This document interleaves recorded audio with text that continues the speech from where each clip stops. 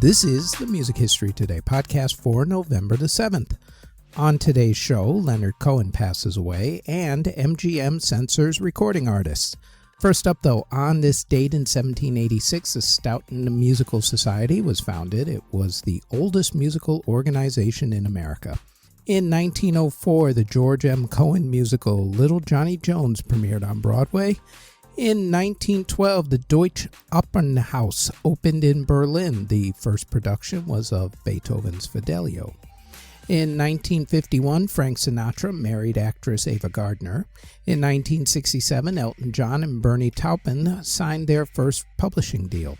In 1969, Life magazine put Paul McCartney on its cover in order to stop the fake news that Paul was dead. In 1970, MGM Records announced that they had dumped 18 artists from their label for, quote, exploiting and promoting hard drugs, end quote. The announcement was seen by many as a way for the record label to appeal to the conservative anti-drug president Richard Nixon administration. Also, MGM didn't announce which recording artists were actually dropped at the time.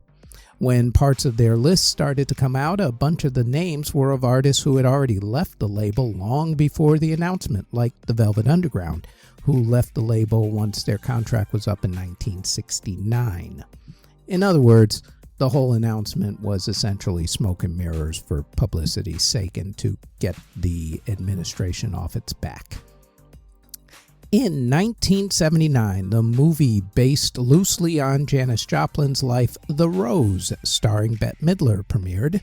In 2009, TV and film composer and also the drummer for the band Dead Z, Alec Puro, married actress Maria Sokoloff.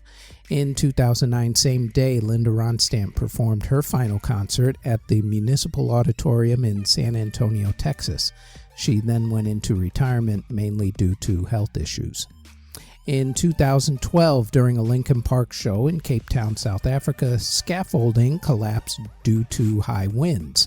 The resulting collapse of an advertising tower near the collapsing scaffolding led to one person dead and 19 people injured.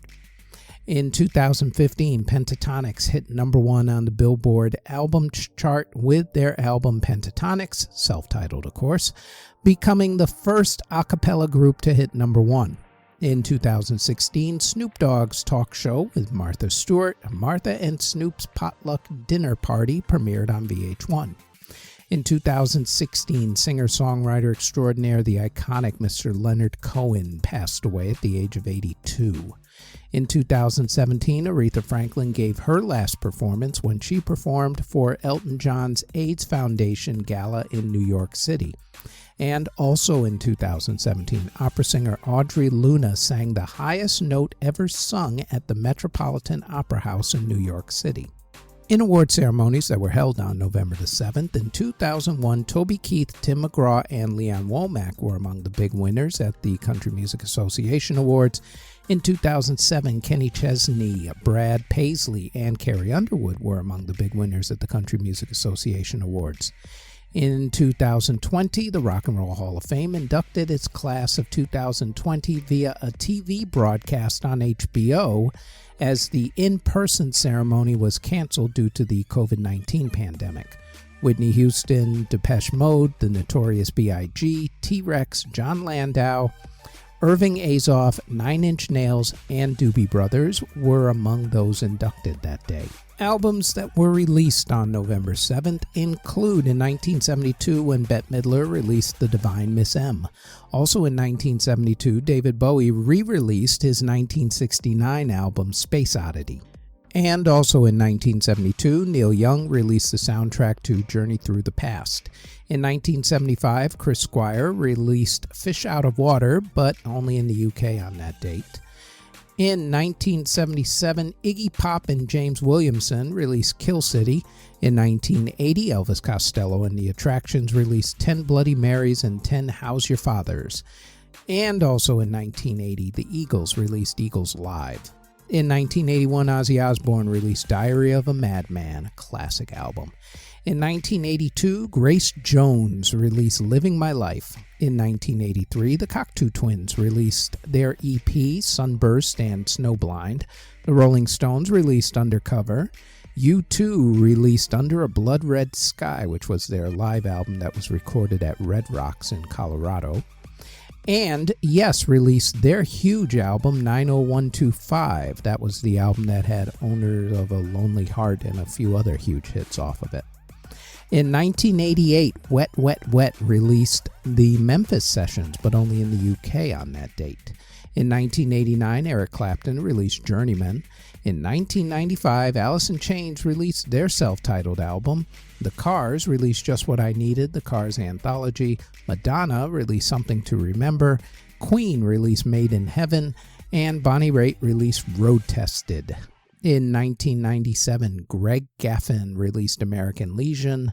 In 2000, the Aquabats released Myths, Legends, and Other Amazing Adventures Volume 2. Natalie Cole released Greatest Hits Volume 1. Fatboy Slim released Halfway Between the Gutter and the Stars. Fish released the Sickets disc. Genesis released Genesis Archives Volume 2, 1976 to 1992. The Pretenders released their Greatest Hits album, and James Taylor released Greatest Hits Volume 2. In 2005, David Bowie released his Platinum Collection. In 2006, J.J. Cale and Eric Clapton released The Road to Escondido. The Foo Fighters released Skin and Bones, and the Dave Matthews Band released The Best of What's Around Volume 1. In 2007, Dion released Son of Skip James. In 2011, Pink Floyd released The Best of Pink Floyd, A Foot in the Door. And in 2018, the K-pop group Dream Note debuted with the album Dreamlike. Singles that were released on November the 7th include in 1960 when Bobby V released Rubber Ball, and the Shirelles released Will You Love Me Tomorrow. In 1961, the Temptations released their first singles under the name The Temptations, Check Yourself. In 1969, Led Zeppelin released Whole Lotta Love. In 1983, Tina Turner released Let's Stay Together, her remake of the Al Green classic, but that release was only in the UK on that date. In 1984, the Rolling Stones released their single Too Much Blood, but they released it as a 12-inch single at the time.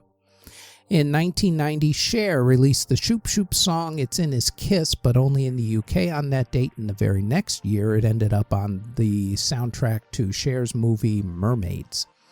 And in 2019, Doja Cat released her big hit Say So, and Karol G and Nicki Minaj released their big song Tusa. Before we continue, we'd like to tell you that we've started Season 2 of the Music History In-Depth podcast, where we go more in-depth on some of the events that we mention on this particular podcast. The Music History In-Depth podcast drops every Tuesday on this podcast network.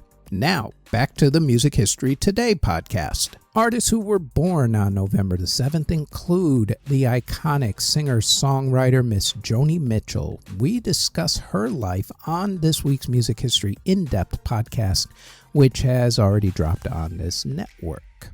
Also celebrating birthdays on this date, singer-songwriter Lorde, DJ David Guetta, rapper Hong Jong of At Ease, singer The8 of 17, rapper Tiny Tempa, guitarist Robin Fink of Guns N' Roses, singer Johnny Rivers, opera legend Miss Joan Sutherland, singer Dee Clark, trumpet player Al Hurt, producer Jelly Bean Benitez, guitarist Tommy Thayer of Kiss, guitarist Stephen Brutton, Charlene Spiteri of the group Texas, and rapper SD. Artists who unfortunately passed away on November the 7th, other than the ones mentioned earlier, include organist Charles Zuner, pianist and singer Una Mae Carlisle, pianist Alberto Guerrero, country music singer A.P. Carter of the Carter Family, bassist Tracy Pugh of the Birthday Party, singer Carter Cornelius, jazz singer Adelaide Hall, jazz trumpet player Shorty Rogers, singer and guitarist Jerry Daniels, trumpet player Kid Chic, singer and actor Howard Keel, jazz trumpet player Sonny Cohen, Cleve Duncan of the Penguins, composer Gibson Kenty, DJ Jimmy Young, The musical director for the Belafonte Folk Singers, Mr. Robert de Cormier. Composer and arranger Paul Buckmaster. The touring drummer for both Lou Reed and Alice Cooper's band, Whitney Glenn. Film composer Francis Lay, singer and actress Kathleen Watkins, and percussionist Candido Camero. Next on the Music History Today podcast, it is November the 8th, when in 1971, Led Zeppelin released their iconic album, Led Zeppelin 4.